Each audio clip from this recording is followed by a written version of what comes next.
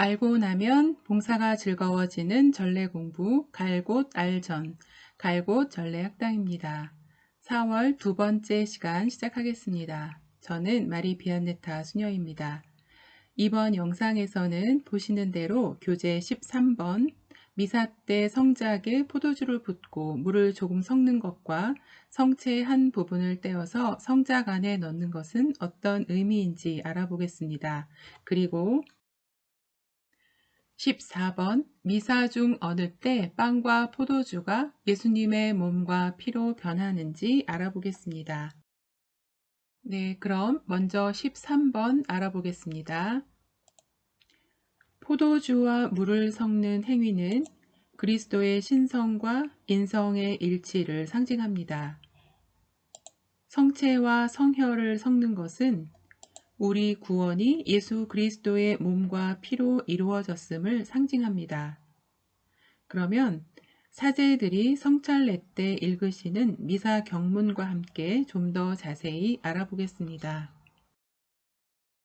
신부님께서는 포도주가 담긴 성작에 물을 조금 부으면서 이 물과 술이 하나 되듯이 인성을 취하신 그리스도의 신성에 저희도 참여하게 하소서라고 기도합니다. 여기서 알 수 있듯이 창으로 찔린 그리스도의 옆구리에서 흘러나온 피와 물을 상징하는 포도주와 물을 섞는 행위는 하느님이시며 인간이신 그리스도의 신성과 인성의 일치, 그리고 그리스도와 교회의 일치를 상징합니다.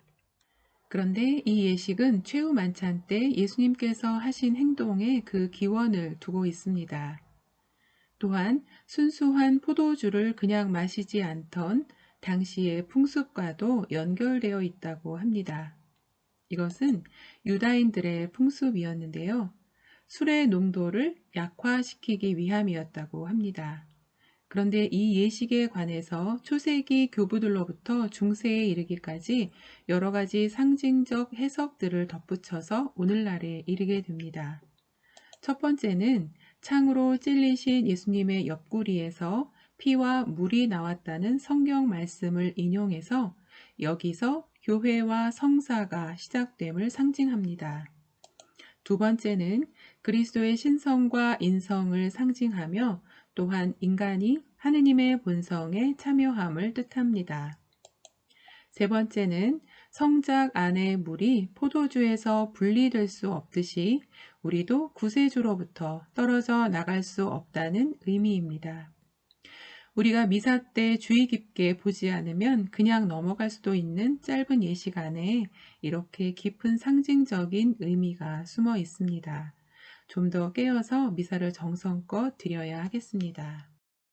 그리고 신부님께서는 평화의 인사 후 축성된 빵을 나눈 다음에 그 작은 조각을 성작 안에 넣으며 조용히 기도하십니다. 여기 하나 되는 주 예수 그리스도의 몸과 피가 이를 받아모시는 저희에게 영원한 생명이 되게 하소서.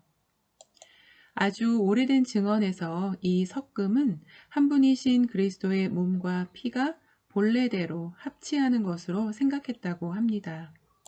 특히 고대 시리아 교회의 증언에 따르면 빵과 포도주를 따로 축성하는 것은 육과 영이 갈라진 그리스도의 죽음을 상징하고 축성된 빵과 포도주를 섞는 것은 그리스도의 부활로 그분 몸과 피가 일치함을 상징한다고 보았습니다. 이 예식을 통해서 예수 그리스도의 몸과 피가 합치되어 영원한 생명으로 이끄는 양식이 됩니다. 그리스도의 몸과 피의 일치, 그리고 그것을 모시는 사람도 그리스도와 일치하기를 바라는 예식이라는 생각이 듭니다. 이러한 예식의 의미처럼 성체를 모시는 우리 모두가 한 마음으로 일치를 이루는 세상이 되었으면 좋겠습니다. 교재 14번 우리 눈에는 아주 조그맣고 하얀 밀떡과 평범한 포도주인데 언제 예수님의 몸과 피로 변화되는지 알아보겠습니다. 성찬 전례 중에 빵과 포도주가 예수님의 몸과 피로 변합니다. 사제가 빵과 포도주 위에 손을 모으고 거룩하신 아버지, 아버지께서는 모든 거룩함에 셈이시옵니다. 간구하오니 성령의 힘으로 이 예물을 거룩하게 하시어 우리 주 예수 그리스도의 몸과 피가 되게 하소서라는 성령 청원 기도로 간청합니다. 그리고 나서 너희는 모두 이것을 받아 먹어라.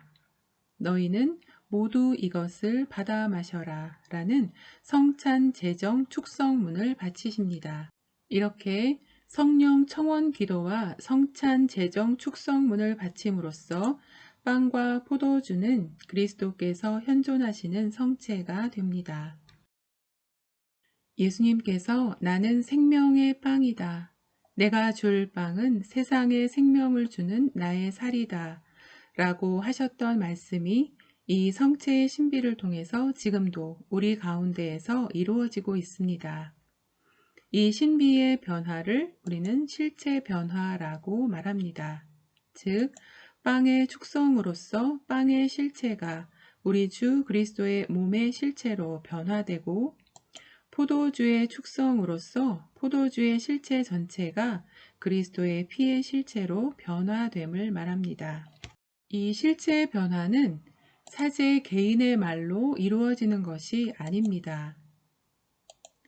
예수 그리스도께서 그렇게 되기를 바라셨고 당신의 능력으로 이를 보증하셨기 때문에 지금도 이루어지고 있는 것입니다. 빵과 포도주는 단순한 육체적 음식이지만 성체와 성혈, 즉 거룩한 예수님의 몸과 피로 변화됨으로써 그리스도와 신자들을 일치시키는 영적 음식이며 사랑의 표시가 됩니다.